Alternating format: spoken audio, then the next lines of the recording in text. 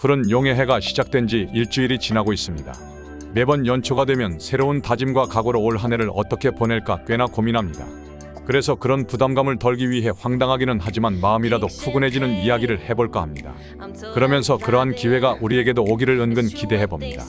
이것도 성공의 길로 가는 방법이라면 그럴 수도 있겠다 싶네요. 그럼 어떤 이야기인지 풀어볼까요? 다만 이 이야기는 일정 기간 동안 도파민을 올리기 위한 것임과 동시에 흥미를 돋우고자 함이며 사실이 아닐 수도 있다는 점을 알아주시기 바랍니다.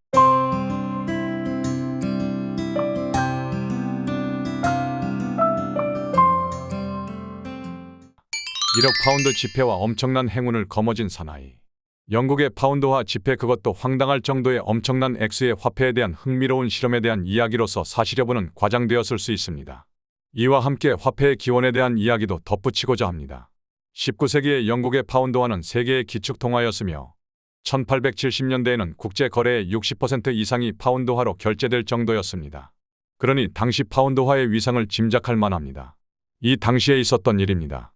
런던에서 아주 큰 은행을 경영하는 형제가 있었습니다. 당시 영국은 해가 지지 않을 정도로 전 세계 도처의 식민지를 경영하고 있었고 이로 인해 벌어들이는 돈이 가늠할 수 없을 정도였습니다. 게다가 이를 운용하는 은행들의 수익도 나날이 불어나니 은행 경영은 정말 식은 죽 먹기였죠. 이런 상황에서 무슨 재미있는 일이 없을까 궁리하던 이들 형제들은 어느 날 엉뚱한 발상을 하고 내기를 하기로 합니다. 1억 파운드짜리 지폐를 발행하여 과연 이것이 사용될 수 있는지 여부를 실험하는 것이었습니다. 그러면서 내기를 한 겁니다. 형은 사용이 불가능할 것이라 했고 동생은 얼마든지 사용 가능할 것이라 판단했습니다. 1억 파운드면 현재 우리 돈으로 1,500억 원 상당이니 어마어마한 금액이었습니다. 실험을 위해 액면 1억 파운드짜리 지폐를 만든 다음 실험 대상을 물색하게 됩니다. 광고 같은 것은 하지 않고 무작위로 실험 대상을 정하기로 했습니다. 이들은 사무실 창으로 거리를 내다보다가 지나치는 사람 중에서 다소 허름한 차림의 청년을 발견하고 그를 찍습니다. 적당한 인물이라 판단되자 사람을 시켜 그를 사무실로 불러오도록 합니다. 영문도 모른 채 불려와 화려한 은행장실의 실내장식에 압도되어 어안이 벙벙해 있는 그에게 1억 파운드짜리 지폐를 건네줍니다. 조건을 내걸면서 1년 동안 이 돈으로 살아보고 그 결과를 보고하라는 것이었죠. 전혀 예상치 못한 횡재에 그저 감사하기만 한 청년은 연신 고개를 숙이며 돈을 건네받으면서 건성으로 지폐를 들여다보았습니다. 10,000파운드로 착각했습니다. 그것 역시 엄청난 금액 아닌가. 뜻하지 않은 행운으로 진정되지 않는 마음을 다잡고 지시한 대로 따르겠다고 하면서 사무실을 나섰습니다. 나오는 길로 양복점으로 향했습니다. 생각지 않은 돈이 생겼으므로 먼저 최고급 양복 한 벌을 사서 빼입고 양복에 걸맞는 고급 레스토랑에서 멋진 저녁을 먹기로 했습니다. 양복점에서 추천한 양복으로 갈아입고 나서 사장에게 돈을 건네주었습니다. 지폐를 받아든 사장은 그만 놀래 자빠집니다. 거스름돈을 줄래야 줄 수 없는 액수였기 때문이죠. 사장은 그에게 넙죽절하고 그냥 무료로 해준다고 했습니다. 이상하게 느꼈지만 10,000파운드짜리 돈이라 그런가 보다 하고 말았습니다. 그래서 나중에 보상을 하겠다면서 나와 곧장 레스토랑으로 갔습니다. 거기에서도 마찬가지였죠.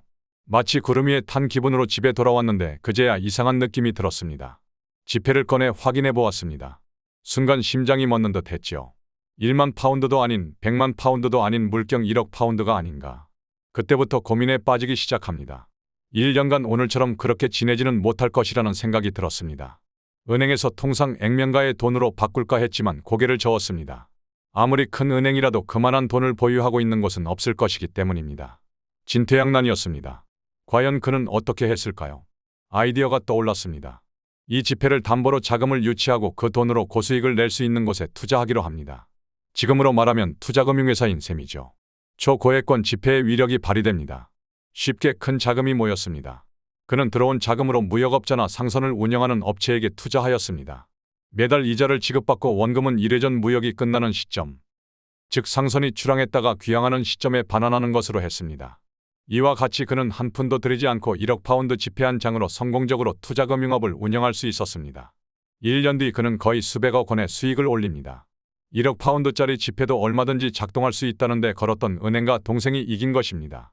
이것이 주는 의미는 무엇일까요? 사실 이런 천우신조의 기회는 아무에게나 오지 않습니다.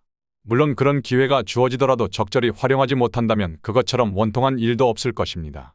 즉 우리는 어떠한 기회가 주어지면 그것을 놓치지 않고 꽉 움켜쥘 손아귀 힘이 있어야겠다는 게 교훈이라면 교훈이겠습니다. 여기서 참고로 화폐의 역사를 잠시 훑어보고 끝내겠습니다. 모두가 알고 있듯 화폐가 생겨나기 전에는 물건과 물건을 교환하는 물물교환을 할 수밖에 없었습니다. 그러나 물건에 대한 가치가 일정하게 정해진 바가 없었으므로 자신이 가지고 있는 물건으로 원하는 물건을 얼마만큼 교환할 수 있는지 알기 쉽지 않았습니다. 물건을 가지고 다니는 것도 힘들었고 게다가 그 물건을 필요로 하는 사람을 찾기도 힘들었습니다. 그러던 어느 날 구세주가 나타납니다. 금세공업자였죠. 그는 일정한 가치의 금으로 물건을 교환하는 방식을 제안합니다. 그의 말이 합리적이라 모두가 동의했죠.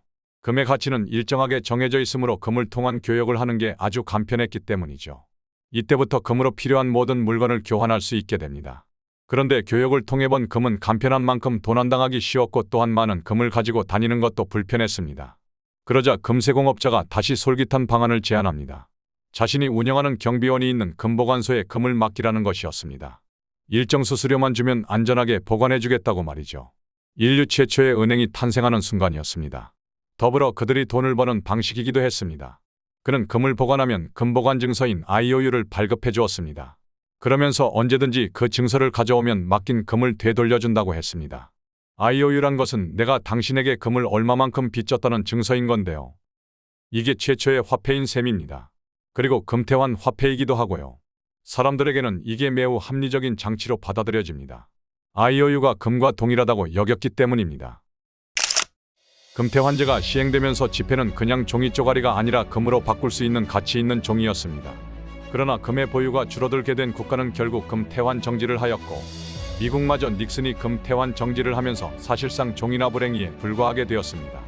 이게 뭔 문제냐면 1차 세계대전 후 독일이나 현재의 아르헨티나 등 남미 국가에서처럼 인플레이션이 폭발하면 돈의 가치가 하염없이 떨어지게 되어 그걸로 물건을 사려면 엄청난 양의 지폐를 들고 가야 하니 마치 옛날의 물물교환이나 다름없는 꼴이 된 것입니다. 이런 인플레의 원인은 다양하겠지만 무엇보다도 필요할 때마다 엄청난 돈을 찍어낸다는 것이 가장 주요한 원인입니다. 우리 역시 그런 인플레의 영향을 적지 않게 받고 있는 상황입니다. 그러므로 인플레에 따른 자연적인 화폐 가치 하락으로 인한 알게 모르게 물새듯 빠져나가는 자산의 가치를 지키기 위한 여러 가지 방편이 필요한 것입니다. 흔히 말하는 잠자면서도 돈을 벌게 해주는 자동수익 장치 같은 것 말이죠. 하지만 이게 어디 그리 쉬운가요? 그래도 어쨌든 방어 전략은 수립해야 할 것입니다. 새해엔 여러분 모두가 성공적으로 자신의 자산 가치를 방어할 수 있는 효율적인 수단을 잘 강구하시기를 응원합니다.